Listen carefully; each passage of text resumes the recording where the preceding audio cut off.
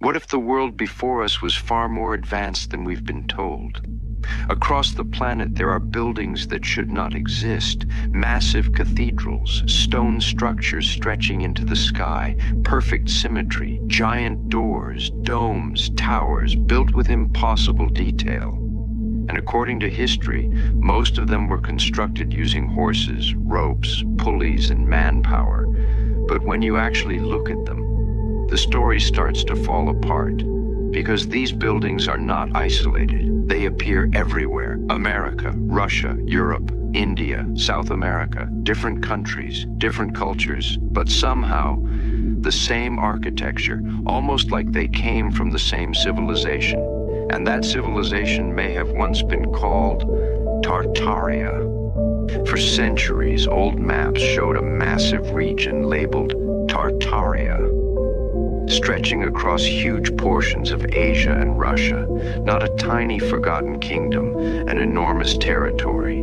It appeared in atlases, encyclopedias, official records, and then suddenly, it disappeared. History claims Tartaria was simply a generic name Europeans used for unknown regions. But that explanation raises another question. How could it be unknown if they mapped it for hundreds of years? They knew where China was, they knew where India was, they knew where Persia was. So why was this massive civilization treated differently, and why does it vanish right as the modern age begins? Now this is where the theory gets darker, because many people believe the buildings connected to Tartaria were not just architecture, they served a purpose. Some believe these structures were part of an ancient energy system, a worldwide network. And when you look closely, you start noticing patterns, spikes, domes, metal structures reaching into the sky. Geometry repeated again and again, almost like these buildings were designed to interact with the atmosphere itself, not just beautiful, functional. And then there's the scale. Massive stone columns, detailed carvings, cathedrals towering into the sky, and we are told all of this was built with horses and buggies. No modern cranes, no power tools, just manpower. But even today, projects on this scale require advanced machinery. So how did they do it? And then there's another mystery that people connect to the Tartaria theory, the orphan trains. Between the mid-1800s and early 1900s, hundreds of thousands of children were transported across America by train. Officially, they were orphans being relocated to new homes, but some theorists ask a darker question. Where did that many children suddenly come from? Because during the same period, entire cities already appeared fully built. Massive architecture, huge government buildings, cathedrals, train stations, and many old photographs show strangely empty streets, almost like the population had not fully returned yet. Some believe these children were not simply orphans, but survivors. The remaining population after some kind of reset event, children disconnected from their history and placed into a new system. And whether that theory is true or not, the scale of the orphan train movement still feels difficult to comprehend. Entire generations of children moved across a rapidly changing world. At the exact same time, history itself seemed to be rewritten. Then there are the doors. Massive doors found in old cathedrals and government buildings all over the world. Doors far larger than what normal humans would need. Some standing 20 feet tall or more, and they appear everywhere.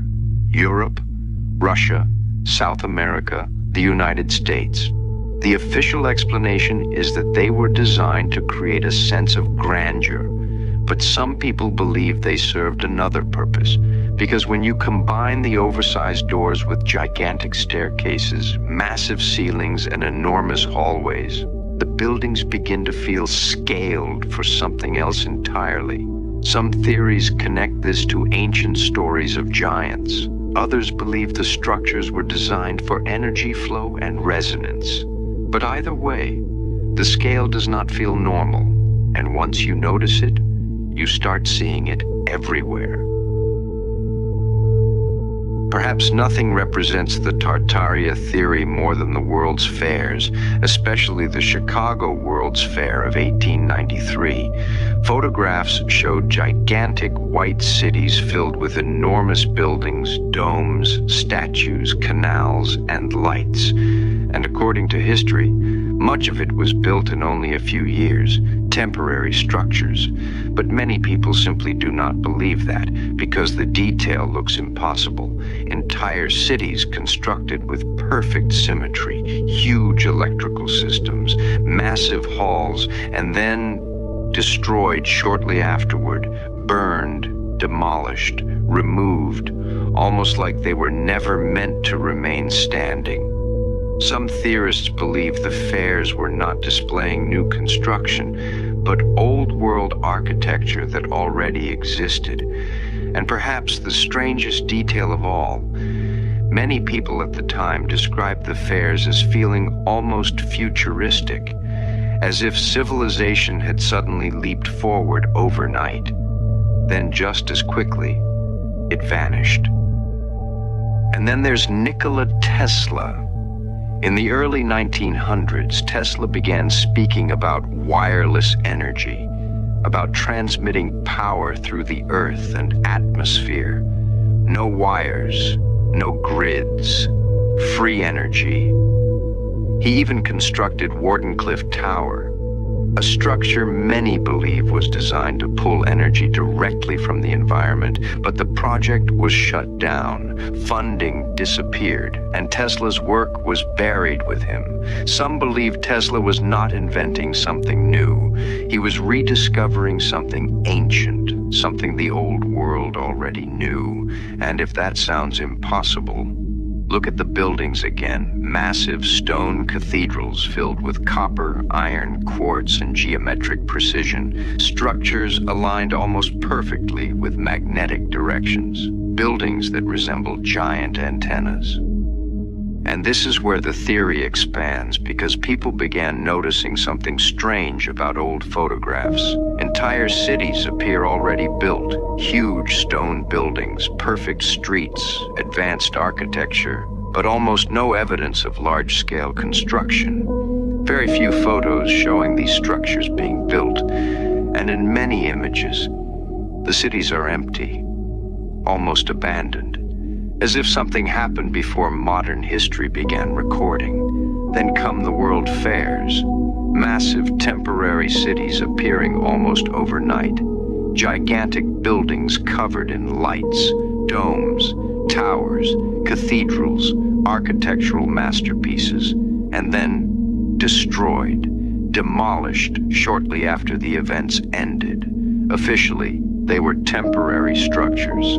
But many people look at those photographs and ask the same question. How could something that advanced be temporary, and why destroy it?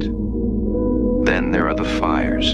The Great Chicago Fire, the San Francisco Fire, major fires erupting across cities during the same period. Entire sections of old architecture disappear, and after the destruction, the style changes, the world transitions from intricate geometry and stonework to concrete boxes, flat buildings, brutalist architecture. And some theorists believe this was not accidental, that something about the old world needed to be erased. But perhaps the strangest part of the theory is the mud flood. Around the world there are buildings with buried windows, doorways underground, entire lower floors hidden beneath the earth, almost as if a massive layer of sediment covered parts of civilization. And yet history barely mentions it. Some believe a catastrophe occurred, a reset, and the survivors rewrote the story afterward. Now, whether any of this is true or not, the reason the Tartaria theory became so popular is because it touches something deeper, a feeling. The feeling that modern civilization may not actually be the peak of human history, that maybe something came before us, something advanced, something connected, and maybe fragments of that world still remain hidden in plain sight. Because when you look at these structures, When you see the scale, the precision, the impossible detail, it becomes difficult not to ask questions. Questions history does not seem eager to answer, and maybe that is why this theory continues growing, because the deeper people look, the more the official timeline starts to feel incomplete. So the question is not just, did Tartaria exist? The real question is, what happened to the civilization that built the old world? And why does it feel like someone tried to erase it from history?